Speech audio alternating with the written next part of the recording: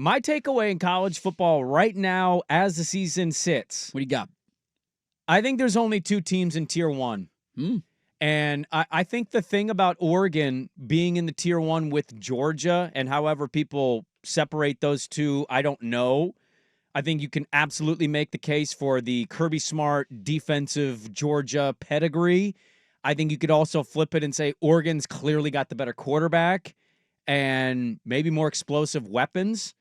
Yep. But that being said, where Oregon was after the first 2 weeks with Idaho and Boise State, those problems have not reared themselves. And so if you are to believe that they have fixed those problems, I don't really look at Oregon with a whole lot of weaknesses. It's not to say that Georgia and Oregon can't lose in a 12-team playoff. It's to say, as we sit today, I truly believe Oregon and Georgia are in Tier 1, and there's no other teams on that tier with them. Yeah, I understand the thinking. The way Georgia's playing right now, Oregon seems to be in cruise control, where you're kind of like, all right, is this going to be a weird one? You're like, oh, okay, 35-3 at the half. No, it's not. I'm not gonna. I don't want to be too prisoner in the moment, though, on two different teams. One of them being the team that we just talked about that played an interesting game this weekend that we did not see coming, and that's Ohio State. I still think in terms of overall talent, they lost another left tackle. They did. The offensive line is a major concern for them. Football. It might be an issue for them, and that might end up being the doomsday for their entire year. They also are a couple of weeks away from losing a game at Oregon by 1 point. That if their quarterback slides a split second sooner, they maybe win that game. Right? Ifs and buts, my man. Sure, I'm not saying that they deserve to be ranked higher than Oregon, but they've almost won that game at Autzen Stadium, and that's a toss-up game that could go either way. So now you're expanding out to a 12-team playoff. Their offensive lineman going down this weekend might be the end of their season, but I'm not going to look at them and say they don't have a chance or they're not at the same level talent-wise. Not quite going to do that. Texas, to me, is still the other outlier. I know that the game against Georgia was embarrassing in the first half to fall down to that level. That, to me, was a bit of a punch in the mouth. They played much better in the second half, and if there is a rematch, I don't see it quite going that way, but maybe I end up being wrong on that. But when I look at overall talent on roster, I said this last week, and I'm still going to maintain the opinion. I think there's 4 teams that can win a national championship, and I don't really give anybody outside of that 4 much of a chance right now. See, I'm not talking about the talent on the roster. What I'm saying is, much like a dirty poll does every week of projecting out, I'm telling you I think the 2 best teams in college football that have separated themselves are Oregon and Georgia.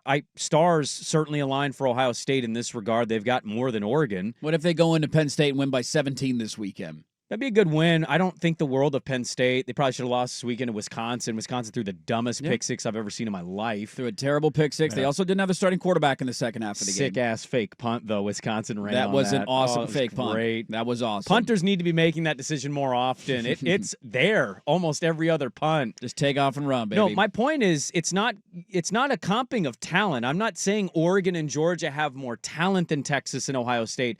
I'm saying from what I have seen to this point, when you take in account of when they play bad, who fixes what, right now, Ohio State cannot run the football. Yeah.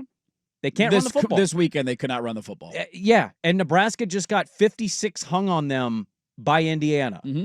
I'm not saying you should win 56-7. I get the look-ahead spot. I mean, Ohio State was terrible on Saturday. There's no defense of the way that they debatably could have lost that game at home. Probably should have lost. And now they're looming with offensive line questions. I mentioned this going into the Oregon game.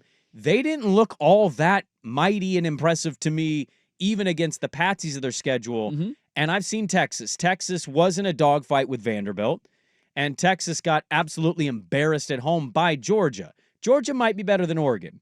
I'm certainly saying a lot of people in America probably pick them. Yeah.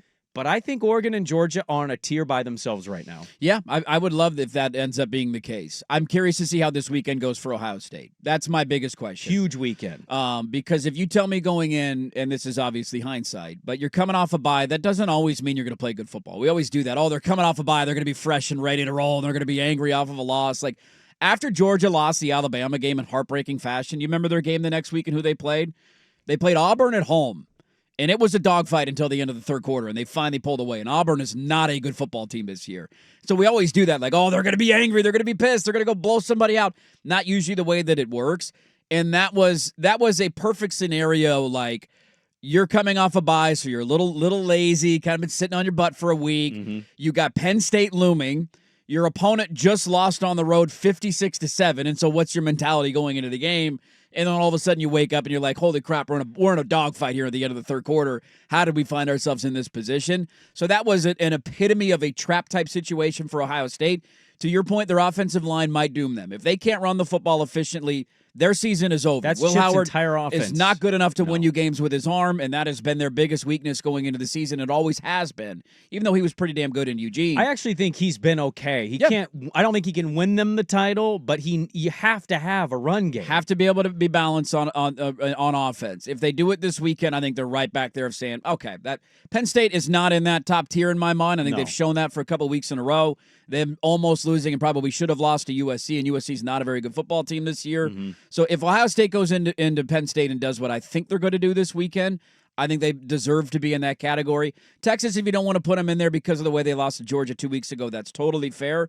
I still just think the overall talent, if you give them another crack at it, they're going to give you a much better performance than what they did. And Vanderbilt's feisty. Like, let's be honest, you're coming off a heartbreaking loss. No, I'm not You saying got to they're go on the bad, road. but, And so yeah. that's a tough spot in a letdown game where you're Vanderbilt's Super Bowl basically that weekend. But I would love if it's only Oregon and Georgia. Just put them on opposite sides of the bracket, please.